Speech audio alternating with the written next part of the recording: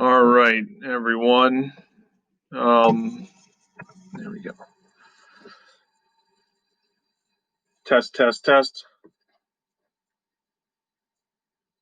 Hello, everyone. I hope you're doing pretty good. This is Andrew Springer from Little Leaf LLC.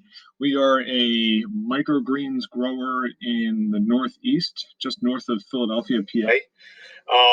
And I just wanted to demonstrate my pricing calculator that I developed for our business because I really needed to understand where we should be pricing our stuff at and why. And after looking at a whole bunch of the Facebook groups and other things, I realized that there was so much to it that I needed a complicated spreadsheet. This is the third iteration of it, I believe. I don't know how many man hours. I probably put 50 or 60 man hours into this thing. So my hope is that this will help others to be able to punch in their costs and stuff like that in order to see what their actual pricing should be in both the retail, the restaurant, and the wholesale markets. And this spreadsheet's pretty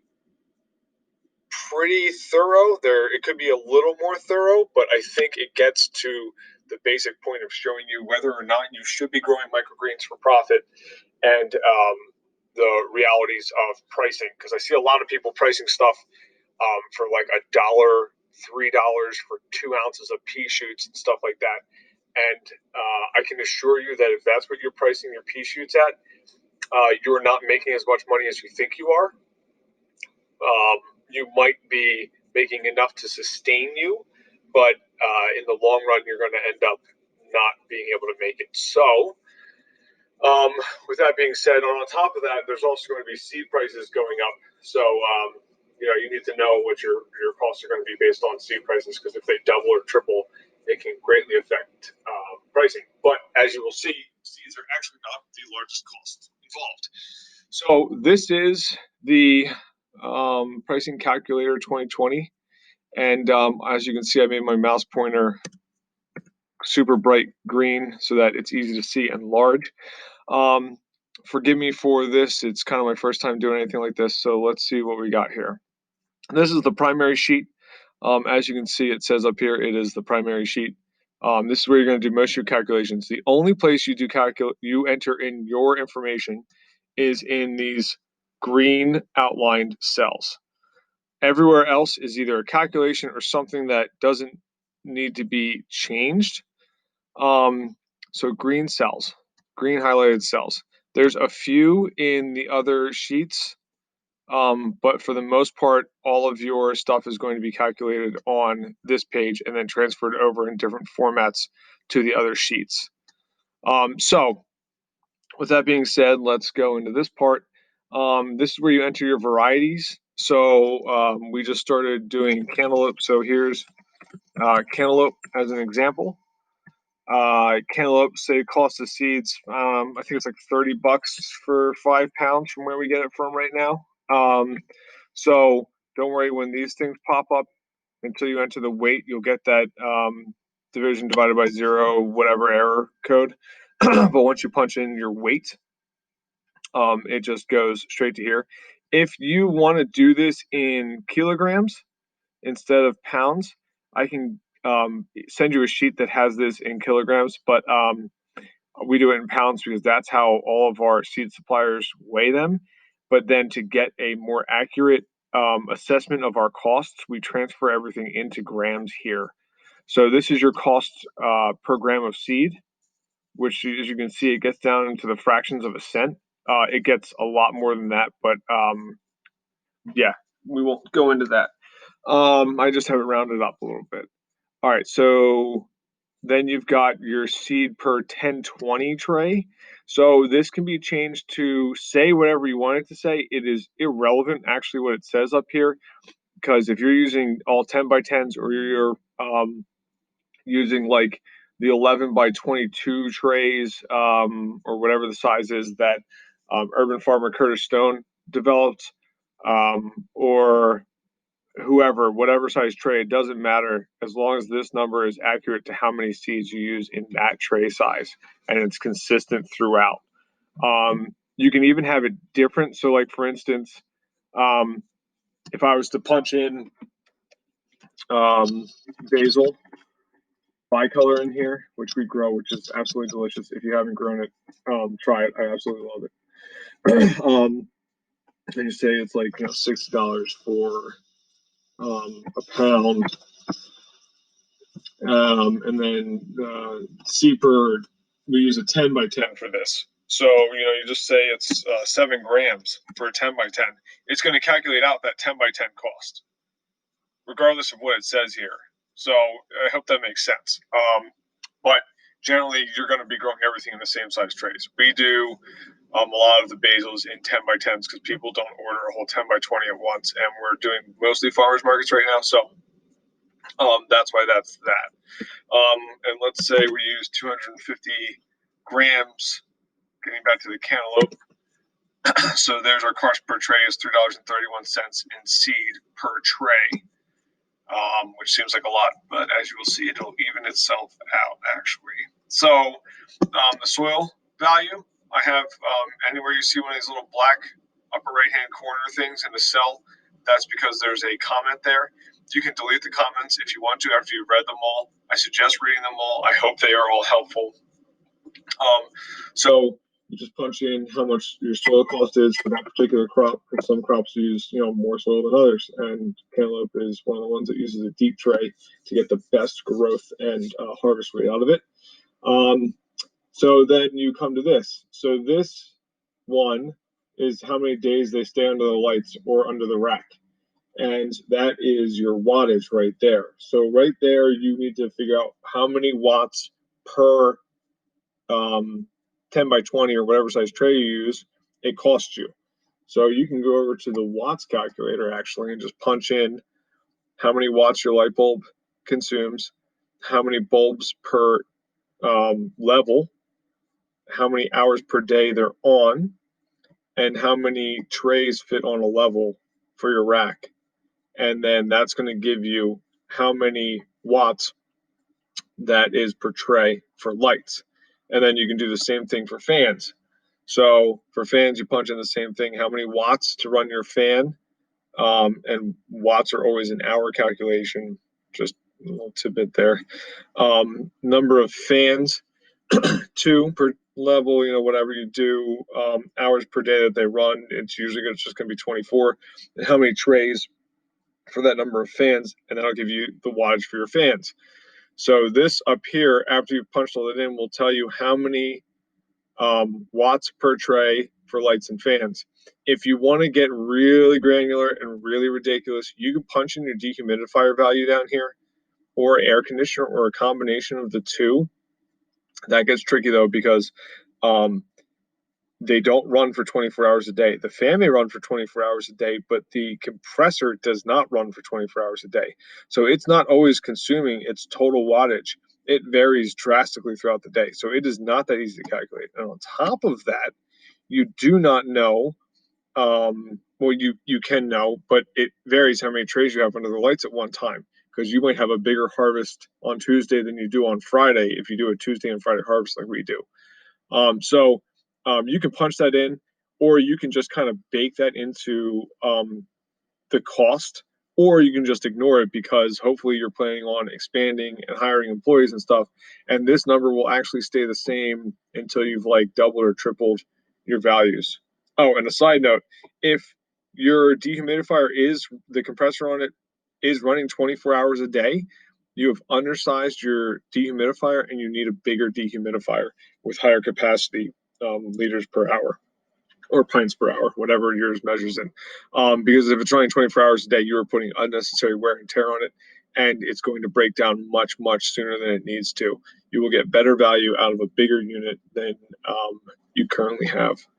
So anyway, that's just an estimate. We don't actually enter this number in. This is the number that we're looking for our demonstration here. So you take that 504, you punch it in here, and then that's going to take your cost in watts and do some multiplication and division based on how many days your crop is under lights. to tell you how much money per tray for a grow cycle it costs. So that's your electricity cost to grow that one tray of cantaloupe. And then labor. This is the biggest cost that people don't realize. Oh, I'm sorry. Electricity. You need to enter in your cost per kilowatt here. That is your cost per kilowatt, as it says right there. Okay. And that's usually under 10 cents in the United States. Some areas are different. Sometimes you have peak and not peak. If you have peak and not peak where you are, you're usually in an industrial space. I guess you should just average, or you should have your lights timed to not be on during peak, because the difference can be like double or triple, I guess. We don't. We live in a residential area where we get our power for 6 cents a kilowatt, which is pretty good. We live in a power-rich area. Okay, so back to labor. Labor, you've got the biggest cost here. We value our labor at $30 an hour. I think if you're working hard and you look at how hard you have to work to grow microgreens, your labor and your skill, because it's not just how long you're working and how much physical labor you're putting in, but it's the expertise in knowing how long to wait things, when to take them out and let them stretch, when to put them under the lights, how much water to give them, how you tamp down the soil, like all of those things. That expertise is included in your labor, like how much you value your labor at. So we think our labor is at minimum worth $30. When we train someone to work in this position, if they're the sole employee and they're doing everything that we do right now, primarily my wife, she is the bulk of the brunt of our operation, because I still work my other full-time job. If this if someone does just what she does, like everything that she does right now, they're going to get paid $30 an hour. If they're an assistant to her, they might get $15 an hour. But right now, if someone was doing just what she was doing, we would pay them $30 an hour because she does so much work. It's not even funny. So you've got your labor cost. That's how much you're charging for your labor. And then you've got the amount of hours that it takes for a particular crop. So cantaloupe is a little bit more labor intensive than other crops. It's kind of like peas. It's a cross between peas and sunflowers, in my opinion. Um, so we value that at an hour of labor. So that gives you a 35.67 cost per tray, and it's ridiculous. You look at it; it's double what these two arugula and broccoli are, and you think to yourself, "Wow, that's no fun." Got to charge a lot for cantaloupe, but not so because you punch in your average yield. Average yield, but we'll say it's 400, which I actually think is kind of light for cantaloupe. I think we get a little more than that. So now you look at it and you've actually got your cost per gram is almost identical to arugula. I'm sure if you expanded these cells out and sold the actual, it'd be a little more expensive, but by fractions of a cent. So who cares? All right. Then you get your cost per ounce. So this is the number that the rest of the sheet works off of. You've got your cost per ounce. As soon as this is filled in, you can see the rest of this fills in. These cells are blank. Don't worry about those. They're not supposed to fill in. So 400, boom. Now, to get all of this information, you need to already have this stuff filled out. If it's not filled out, it just won't calculate correctly. It's going to calculate those as 0. And this has to be filled out. Otherwise, you're going to get 0 values down there. Okay. So these are your container costs. It's an estimate because those prices can vary whether you're paying shipping or not. People have free shipping promotions and all that stuff. This should be your total container cost, in my opinion. How much it costs to ship the container to you, and the cost of the container is divided by how many containers are in the package, plus your labels if you're using fancy labels. You can use plastic bags. I mean, some people just won't care. Where we are, our packaging is half the selling point. It's serious. People like see fancy packaging and they're 10 times more likely to buy. Not, I don't know, something like that. But we've noticed that packaging makes a huge difference, and presentation. So then this is your weights. So we sell in usually The smallest we go is ½ ounce. For cilantro and basils, we go down to ¼ ounce, but we primarily have the ½ ounce in here because for variety packs, we give a ½ ounce of 4 different varieties in our variety packs. So that's what that's in there for, so we can get a good idea of what we should be charging for our variety packs. Then we got 1 ounce, 2 ounce, 4, 8, 16. We don't really sell any 1 pound quantities yet, but I foresee that happening very soon as restaurants open back up after this. And therefore, the cost of that seed goes way down. And this is a huge factor. When you get into buying 25 pounds, 100 pounds, a skid's worth of seed at once. Chris Thoreau talks about this a lot. You see huge savings in seeds. Of course, there's more risk involved because you're buying a giant amount of one lot of seed. And if it's a bad lot and you're not good at keeping up with that stuff, you're going to suffer through low germination rates. And if you get them from a bad supplier, they're not going to refund you their money, or they're going to hem and haw about it. So if you can encourage people to buy larger quantities up front, you're going to be not making as much money, but in the long run, you're going to be saving money over here. And therefore, all of these, you can increase these profit margins up here to keep these costs the same, because people are buying these. So you're actually going to be increasing your profit margins because you're buying bulk seed more. And also, you're going to be reducing your labor costs, but you can keep the labor costs in here the same, because this labor cost is based on growing the tray, not packaging. I hope all of that makes sense. So anyway, that's the basics to get your retail prices. Then I've got in here restaurant and wholesale. So restaurant and wholesale are just basically taking money off the costs or the prices for retail. So restaurants, we've determined about 15% less than retail keeps restaurants happy. They see that they're paying less than they can going buying other microgreen suppliers in the grocery stores. We have a lot of big growers, industrial growers in our area, and they grow inferior products, and a lot of them won't deliver the small amounts that restaurants want. They'll deliver to the casinos in our area and stuff like that, but they won't deliver to the restaurants. So they have to go to the retail store and buy it. Whereas we're going to give them a fresher product. We're going to deliver it to them for a $5 delivery fee. And they know this, and they see that they're still paying. They're paying the same amount as they would to go to the store to buy someone else's product. But when they see our product in there that looks better than the competitors, they're seeing that they're paying less than what we charge for it on the shelf. And that makes, every cent makes a difference. Then we've got wholesale. So this could also be called reseller. So we're selling this to health food stores and stuff like that. And we just, 30%. We talked to a bunch of other people in our area who sell similar products. There's a guy that sells fresh pickles. There's another guy who sells stuff like that. Other, produce and stuff. And he's at about 30% under retail, and the wholesalers or resellers seem to be happy with that. So that's what we've done. These container costs don't calculate in; they're the same for pretty much everybody. For us, some places might try to do different, and if that's the case, let me know. I actually have another version of this where it actually takes into account this. It's a sloppier calculation. It's not as clean because it's not exactly 15%. It ends up being 17. It ends up being 13. Like, it's all over the place because the container costs are different. So we just stick with the same containers. Yeah.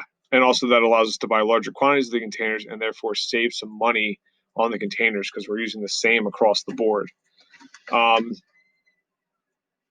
So then we have these sheets down here. So we've got a farmer's market sheet, and the farmer's market sheet we use to round the retail prices to the nearest dollar. So this cell right here, you can punch in 50 cents, 0.5, and it'll tell you that your 250 for this. Some of them are just going to round down, some of it's going to round up. It's just rounding to the nearest value that you place here. So you can do 0.25. You can do 0.25. and it'll round to the nearest quarter. You can do 0.5. You can get really funky and do 0.99, which is like a common retail thing for deceptive marketing practices. We don't do that. We do $1 because we don't want to handle as much change because there's a change shortage and people are afraid of the COVID stuff. So the more whole dollars we can hand out, the better. Then you've got your SRP, which is standard retail price. This is rounding down to the nearest 10 cents. You can have it round down to the nearest cent, and then it just reflects exactly what it's pulling over from the calculation sheet. Restaurants, again, same thing. This is just so you can see it without all the other background information. Arugula, same thing, or I'm sorry, cheese. Wholesale, same thing.